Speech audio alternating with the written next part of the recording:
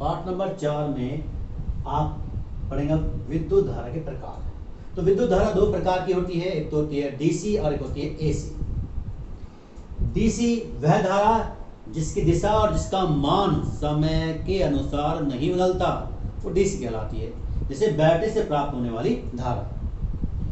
AC यानी प्रत्यक्ष धारा वह धारा जिसका मान समय पर निर्भर करता है, यानी मान और दिशा समय के अनुसार बदल जाती है, उसे कहते हैं हम प्रत्यावर्ती धारा। जैसे हम घरों में स्विच ऑन करते हैं, बल्ब जलता है तो लाइट कभी धीमी और कभी ज़्यादा हो जाती है और कभी इतनी ज़्यादा होती है कि बल्ब भी ब्लास्ट कर जाते हैं, तो वो प्रत्यावर्ती धारा है। और जो बैटरी से मिल रही है वो हमारी निश्चित धारा है। वैद्युत धारा या स्थिरवैद्युत धारा में अब आता है वैद्युत परिपथ। यानी वैद्युत परिपथ क्या होता है, उसमें कौन कौन से पार्ट्स होते हैं, उनका क्या उपयोग होता है। तो वैद्युत परिपथ में लगभग 10 से ज़्यादा पार्ट हैं, लेकिन फिलहाल नंबर 1 वैद्युत सेल। आप जानते हैं किसी भी वैद्युत परिपथ में जब करंट पास होता है तो उसे किसी ना किसी एक ऐसे स्रोत से जोड़ा जाता है जहाँ से करंट निकलता हो, तो उसके लिए यूज़ करते हैं बैटरी। इसका सिंबल ये है कि एक पॉजिटिव सिरा होता है, एक और नेगेटिव सिरा होता है। तो ये वैद्युत ऊर्जा का क्या होता है, स्रोत होता है। दूसरा है संयोजक तार। अब बैटरी को आप उस परिपथ यानी परिपथ बनाना है तो बैटरी को आप विद्युत यंत्र से जोड़ेंगे, तो उसके लिए क्या चाहिए, एक तार। तो उस तार को जिससे आप बैटरी के साथ विद्युत यंत्र को जोड़ते हो और परिपथ को कंप्लीट करते हो, उसे कहते हैं संयोजक तार। फिर होता है प्रतिरोध। प्रतिरोध होता है कि निश्चित जो कि धारा में एक रुकावट उत्पन्न करता है। हम नहीं कह सकते हैं कि वो धारा को नियंत्रित करता है, एक निश्चित धारा ही आगे बहेगी। इसको कौन कंट्रोल करता है, प्रतिरोध। इसका मात्रक ओम होता है। कुंजी, ये सर्किट में धारा बहने और उसे रोकने के लिए इस्तेमाल किया जाता है। जैसे आपके सामने अगर इस बटन को दबाएंगे तो ये टच हो जाएगा, धारा बहने लगेगी, और हटाएंगे बटन ऊपर हो जाएगा, धारा रुक जाएगी। तो ये एक तरह से बैरियर हो गया, धारा को आगे भेजने वाला और उसे रोकने वाला। फिर आता है ऊष्मीय प्रभाव। विद्युत धारा जब किसी चालक में जाती है और चालक में जो ऊष्मा उत्पन्न होती है उसे हम उसका ऊष्मीय प्रभाव कहते हैं।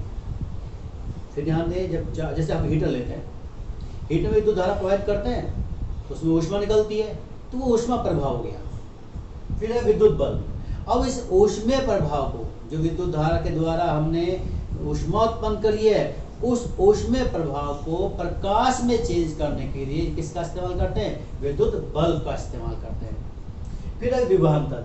किस चालक में एक सिरे से दूसरे सिरे तक एकांकी धन आवेश प्रवाहित होने में जितनी ऊर्जा खर्च होती है उसे उसका विभवांतर कहते हैं। फिर भी कर लेते हैं, किसी चालक के एक सिरे से दूसरे सिरे तक एकांक धन आवेश प्रवाहित होने में खर्च ऊर्जा को चालक के सिरों का विभवांतर कहा जाता है।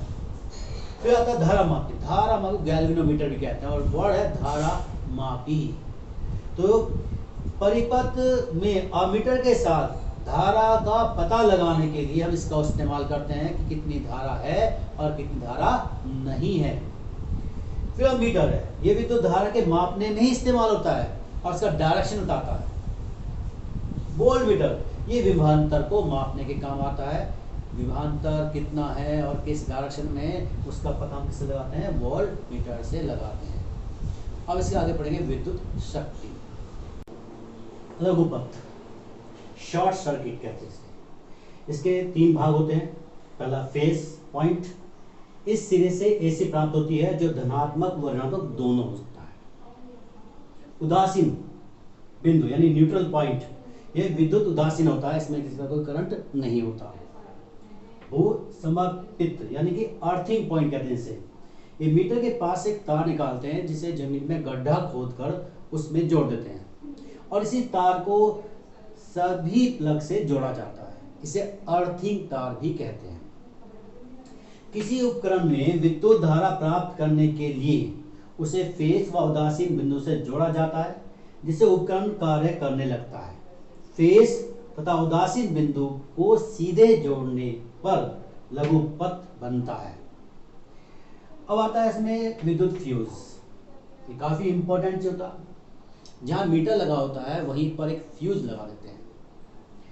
फ्यूज का जो द्रव्यमान होता है यानी जिसका मेल्टिंग पॉइंट होता है वो बहुत कम होता है और ये विद्युत की प्रबलता को कंट्रोल करता है।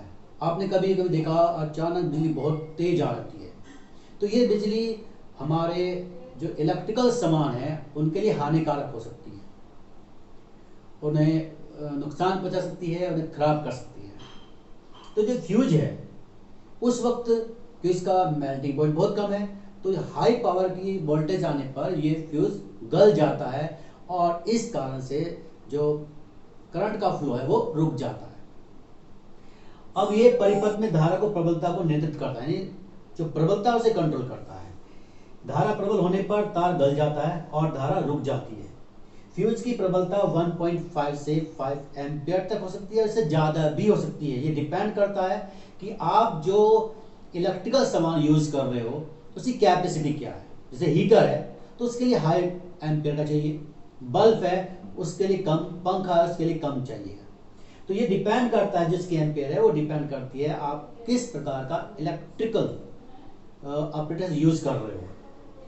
और जो ये फ्यूज है ये बनाता है टीन और कॉपर का और बहुत बारीक होता है। साथ ही में ये विद्युत उपकरण की क्षमता पर निर्भर करता है कि वो आप कितना मोटा लेना चाहते हो फ्यूज तार को। और ये खासकर बरसात में विशेषकर फ्यूज तार बहुत इंपॉर्टेंट रोल अपनाता है कि हम जानते हैं बरसात के समय अचानक बिजली बढ़ जाती है और ऐसे में फ्यूज तार जो होता है ये जो विद्युत धारा उसे रोक देता है, क्योंकि अगर विद्युत धारा तेज आ गई है तो इससे शॉर्ट सर्किट भी हो सकता है। विद्युत शक्ति यानी कि इलेक्ट्रिक पावर, एक सेकंड में विद्युत धारा द्वारा जो कार्य किया जाता है उसे विद्युत शक्ति कहते हैं।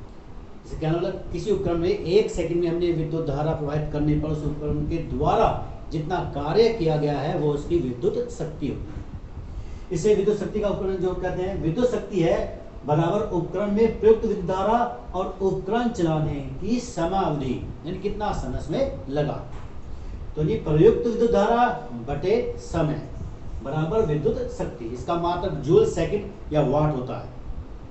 1 किलोवाट बराबर कितना होता है 1000 वाट के, ये आप सब जानते हैं। इसमें विद्युत मोटर की शक्ति को हम किसमें हॉर्स पावर में करते हैं और 1 हॉर्स पावर होता है 746 वाट की। और विद्युत ऊर्जा के मापन की इकाई जो होती है वो किलोवाट प्रति घंटा होती है। अगर हमें विद्युत ऊर्जा को मापना है यानी कितनी ऊर्जा खर्च हुई है यानी इसे यूनिट में ज्ञात करना है तो विद्युत खर्च की गई बराबर किसके समय बटे 1000। ये समय जो रहेगा वो घंटे में ही रहेगा, जो अभी किलोवाट आपने घंटा लिया था उसके को नहीं रहेगा। तो इसके द्वारा हम यूनिट ज्ञात कर सकते हैं जितनी बिजली हमने खर्च की है उसकी।